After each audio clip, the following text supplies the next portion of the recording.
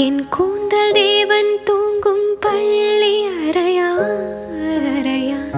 மலர் சூடும் வயதில் என்னை மறந்து போவதுதான் முறையா?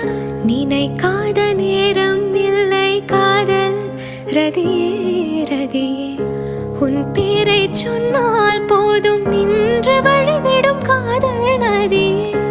என் சுவாசம் உன் மூச்சில், உன் வார்த்தையின் பேச்சில், 5-6 நூற்றாண்டு வாழ்வோம் என் வாழ்வேவா. மலர்களே மலர்களே இது என்ன கனவா? மலைகளே மலைகளே இது என்ன நினைவா? உருகியது